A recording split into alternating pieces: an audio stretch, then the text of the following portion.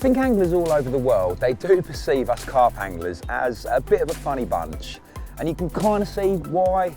We go for days, possibly weeks on end, mountains of gear, tip up somewhere, chuck loads of bait in, with the hope of boring out big bertha to give it a big kiss and let it swim off again. And I suppose to a degree, I can kind of see where they're coming from. I do feel myself that carp angling is a little bit different to the other disciplines of angling. The main thing for me is the most common way that we go carp fishing, and that is sitting behind static rods with bite alarms. All the other forms of fishing I've ever done, whether that be float fishing, sitting there watching a float, it twitches and then flies under, I naturally strike at the bite. Quiver tipping the same, the tip sort of starts to bounce and pull round, I'll strike. Maybe I'm fly fishing and I feel a pluck on the line, set the hook. Lure fishing, big predator comes and slams a jerk bait, again I'm striking. But with us carp fishermen, in this sort of static form of sitting behind bite alarms, we are totally reliant on those to give us our indication that something's happened down at the lead end. And a lot of the time, we do miss out on those vital pieces of information, those bites. How many times in a session are we getting done? Around 7 years ago, we launched the R3 into the marketplace, and it really did revolutionise bite indication. It involved speed sensing, which kind of eradicated a lot of false beeps, meaning that when a Siren R4 beeped, we would immediately get up because something had genuinely happened out there. Fast forward 7 years, and we've launched the R4.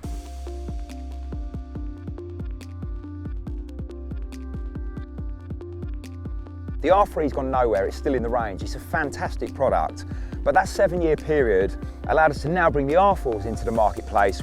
I think for me, the main point is the sensitivity settings. Unlike the R3, the R4 now has 5 sensitivity settings, and a lot of the feedback we had was the R3 is fantastic, using sensitivity settings 2 and 3, incorporating that speed sensing, really did allow you to eradicate wind beeps. It really did allow you to eradicate the annoyance of potentially a piece of weed hitting your line in the night and that bobbing creeping up. You can eradicate all those false beeps. On the R4, sensitivity setting 1, exactly the same as on the R3. 2 and 3 also the same, incorporating the speed sensing. But we've now got levels 4 and 5. Number 4, it does incorporate speed sensing, but there's a delay of 15 centimetres. That means the bobbin could rise up 15 centimetres, down 15 centimetres, up 15 centimetres, and so on, and you will never hear a beep. Therefore, if you're in a situation, maybe fishing a large pit, and there's huge, great big waves lapping against your line, and that bobbin's flying up and down, you'll never hear a single beep until it passes that 15 centimetre point, and immediately it goes into speed sensing, and you'll get an absolute accurate indication of how much that lead's been picked up, moved, fish shaking the head. Sensitivity setting number 5, that really is quite extreme, but with the trend right across Europe of more and more people wishing to fish from boats, primarily because they can get into really great areas where the carp are living, those anglers, they really did require this 5th sensitivity setting, and that is 30 centimetres of line movement. That means the bobbin can go up 30 centimetres and down 30 centimetres, up, down, without hearing a single beep. And those guys, they need that because of the boats. The boats are rocking quite significantly like so. The whole tips of the rod are moving up and down. And those anglers now, with the R4 and that 5th sensitivity setting, will never get any interference or beeps they don't need to hear about. The moment it passes 30 centimetres, it goes straight into speed sensing, and they're getting absolute accurate information of what's happening out there. The other thing to note with sensitivity settings number 4 and 5, where the line's moving 15 or 30 centimetres, is after a very short period of time, it will reset itself. Where that would be really useful, for example, is if you're fishing and a swan swims into your line, moves it more than 15 centimetres, for example, and then goes into speed sensing, but then the swan swims off. If you just sit and wait for just a very short period of time, the head will reset itself and go back into that function of 15 centimetres. So for me, the biggest advancement with the R4s is that. Literally now, it doesn't matter what fishing situation you find yourself in, whether it's in the depths of winter and you want absolute maximum bite indication, potentially even fishing for liners, fish it on level 1, or if you're fishing, for example, on a huge lake somewhere in Europe from a boat, the boat's rocking in a big storm, you can put it all the way up to number 5 and you can eradicate all false beeps.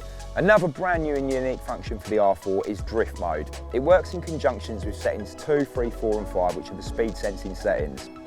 Drift mode is a function that you probably wouldn't find yourself using very often. Well, you don't need to, it's just built in and there for you. It's kind of more of a safety measure. To give you an example, some weeks back I was fishing a large lake that was littered with crayfish pots all over the bottom. I basically had to fish with a very, very loose clutch on the speed sensing settings. The loose clutch was a necessity because I didn't want the fish picking up the rig and then under tension grating on the cray pots and cutting me off. Because of that, during the night, a large bank of weed came and hit my line and started to very slowly tick the spool over, releasing line from my reel. Because I was fishing with one of the speed sensing settings, the line coming off the reel was very, very slow, just a tick, tick, tick, and it wouldn't indicate with the normal speed sensing settings. However, with the drift mode function being built in there, it's a guarantee that after every 3 meters of line that's pulled off, you get a really significant warning. That particular night I was woken up with this great big bank of weed hitting my line, only to realise that the drift mode had been activated and it was not in fact a fish, it was actually this weed pulling my line off the clutch. As I say, it's unlikely to happen in many, many instances, but there'll be the odd example out there where you'll have to fish in a specific kind of way and the drift mode is a safety feature to allow you not to wake up in the morning and find your spool completely empty of line.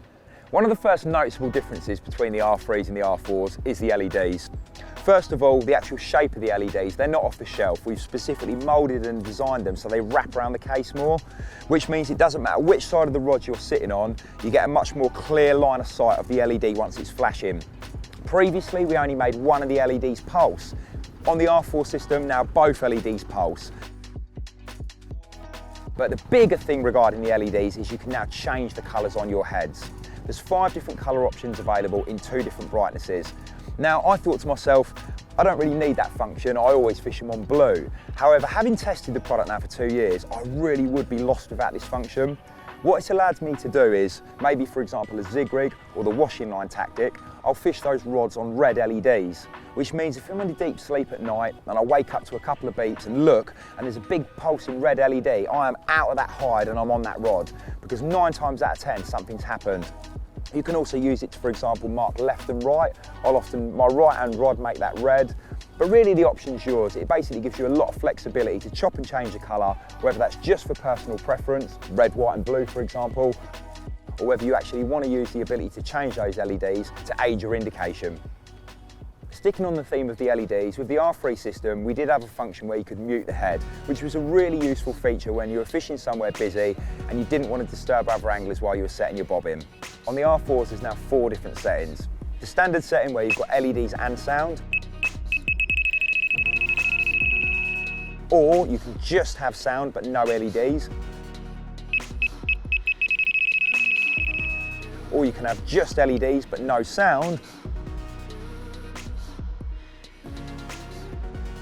There is a full covert mode, which allows you to completely disable LEDs and sound, meaning that the only indication you get will be your receiver, and even on that you can completely eradicate the sound, meaning it will just vibrate should you need it in certain situations.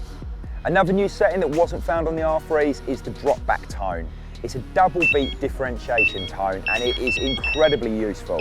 It means you can be sitting there tucked up in your hide at night and you can hear that doo-doo, doo-doo, and know that you're definitely getting a drop back. You might get beep beep forward, doo-doo, doo-doo, backwards, and you know it was just a liner. However, you could be fishing and get just a series of drop back tones, doo-doo, doo-doo, doo-doo, doo-doo, knowing that definitely something has moved the lead out there. I find it incredibly useful, and the sheer fact that it's a double beat going backwards as opposed to just a different tone means that I can actually fish my rods on different tones, but I always know when it's a drop back because of that doo-doo, doo-doo. We've also increased the volume settings to 8 options, tone settings to 8 options.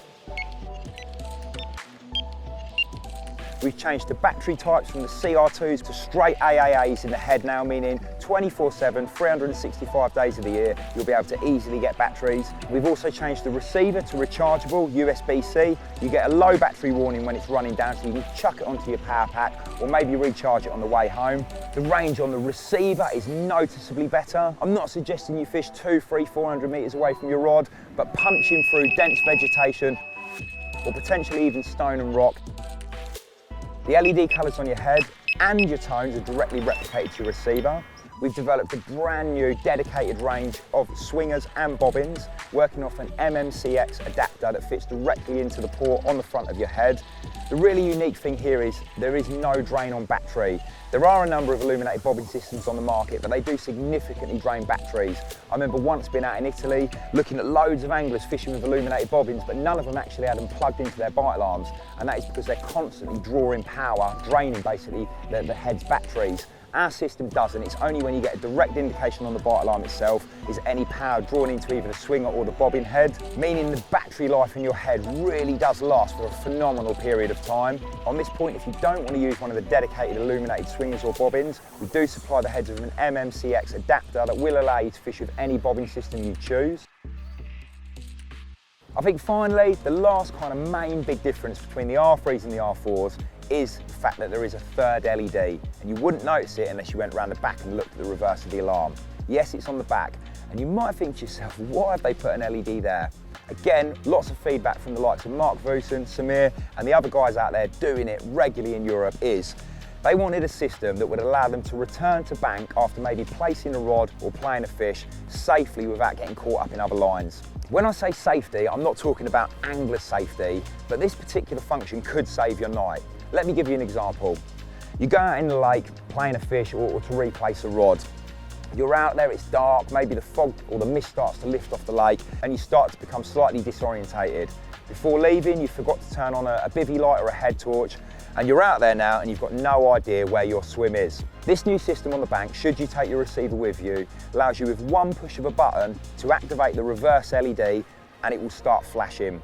You can either choose head option 1, 2, 3 or 4 to come on independently, or you can have all 4 heads come on at the same time. This means from ranges beyond 250 metres, I can see those LEDs and I can navigate perfectly back to the bank.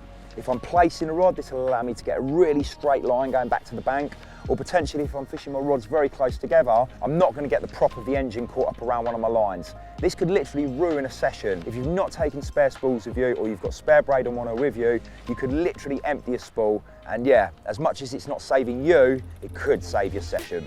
So there you have it. That's a quick glimpse into what I really love about the new R4s.